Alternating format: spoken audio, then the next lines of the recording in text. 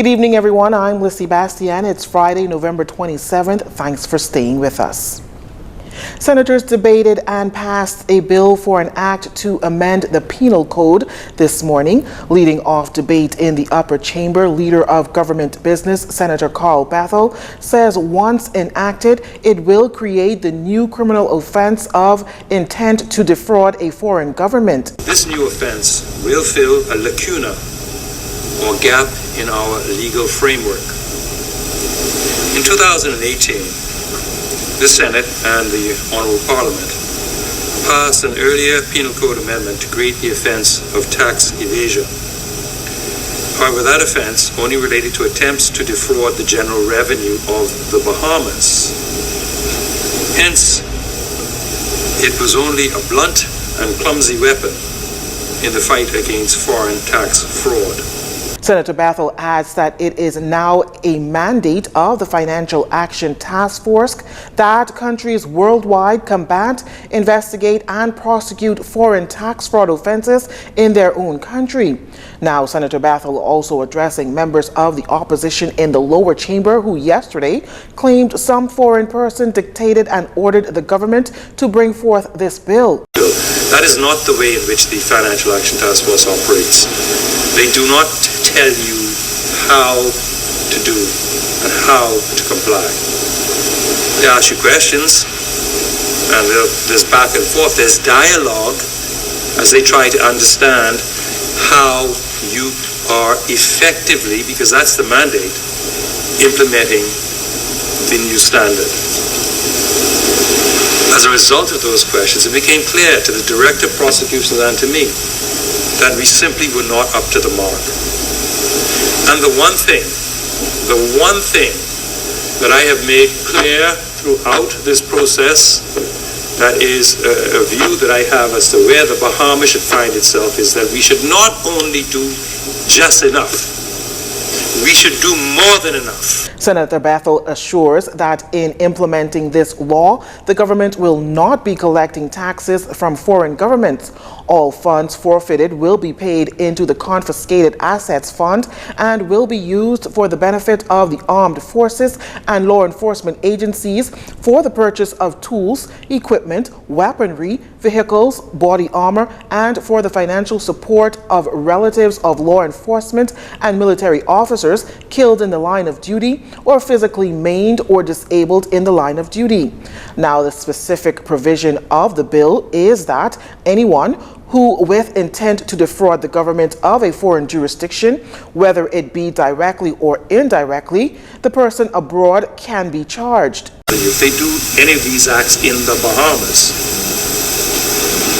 they commit an offense and are liable on summary conviction to imprisonment for a term not exceeding 6 months, or a fine not exceeding $100,000, or both fine and imprisonment, or on conviction on indictment, that's in the Supreme Court, to imprisonment for a term not exceeding 5 years, or to a fine not exceeding $500,000, or to both such fine and imprisonment.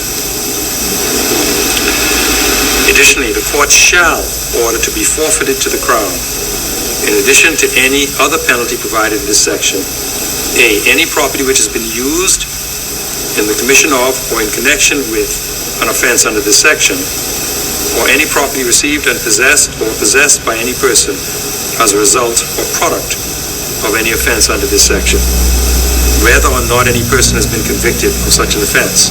And that's because of the difficulty that you may have a person abroad who could be charged, but he can't be convicted because he can't be brought here because we don't have an extradition treaty.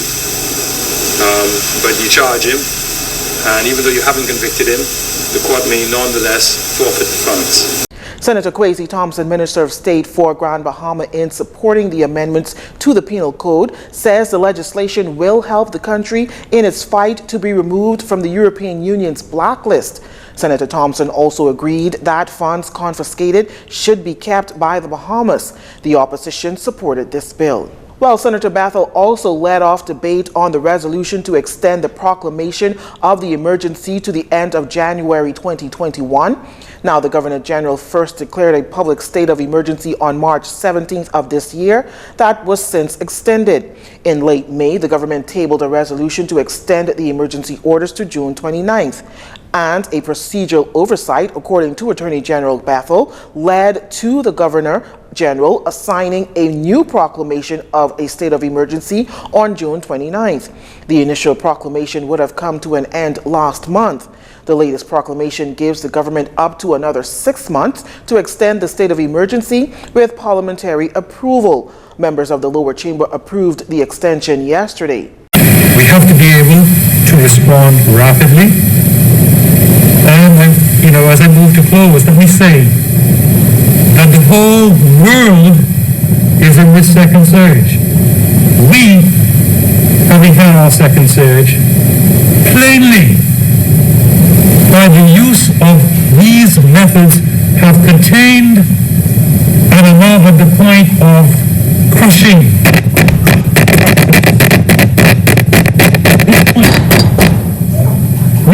We're down from 120, 130, 150 cases a day. We don't break 20 without 17, 19, 10, sometimes one, sometimes none. That is as a result of the judicious application of the emergency orders. Senator Bethel says we're moving from this lost year to the possibility of new and brighter prospects to everyone on this planet, but most importantly for Bahamians with a few successful vaccine trials on the horizon. Well, much like their colleagues in the lower chamber, opposition senators did not support the extension of the new proclamation. Progressive Liberal Party Senator Dr. Michael Darville questioning why a new proclamation when only days prior a resolution to extend the emergency orders to the end of this month were tabled in Parliament. Dr. Darville says, with health representatives on the air clearly indicating that they are now seeing signs of the flattening of the curve, says the opposition is very perplexed as to why there is a need to extend the proclamation, which could give the government the ability to extend emergency powers orders to May 2021. The country has been under emergency orders for a total of 255 days. By the end of the current period proposed by the government by January the 31st, 2021, we would have been under the emergency orders for 320 days. And if the order is extended to May 31st, 2021, we would be under the emergency orders for 440 days. And now we are an emergency state. This represents 1 year, 2.5 months during which our civil liberties have been curtailed.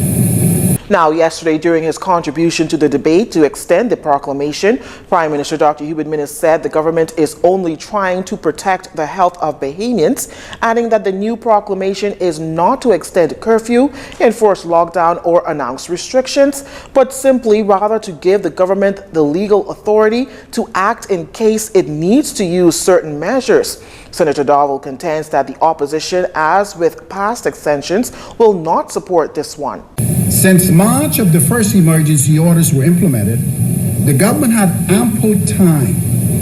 And these are the concerns that we had. The government had ample time to bring legislation to this parliament to address the serious public health crisis brought on by COVID-19 pandemic, but failed to do so.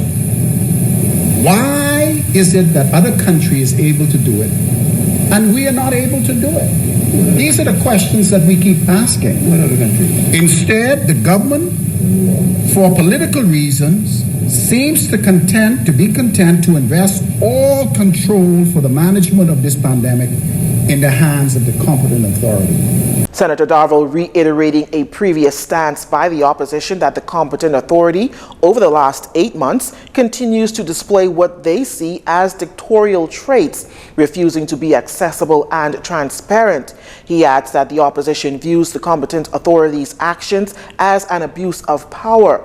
Dr. Darville continues to call for the government's COVID-19 plan for the next 60 days. In our national COVID-19 news, after 287 COVID-19 tests were completed for Thursday, November 26, according to the Ministry of Health reports, 14 cases have been added to the overall total of cases for the country. 6 cases on New Providence, 4 on Grand Bahama, 3 on Exuma, and 1 with location pending. These cases bring the total to 7,496. 4 new COVID cases are males and 10 are females. Active cases continuing to decline as cases are trending down. There are 1,448 cases active, and with 41 recoveries as of Thursday, the tally there now stands at 5,830. 19 persons remain hospitalized, all moderately ill.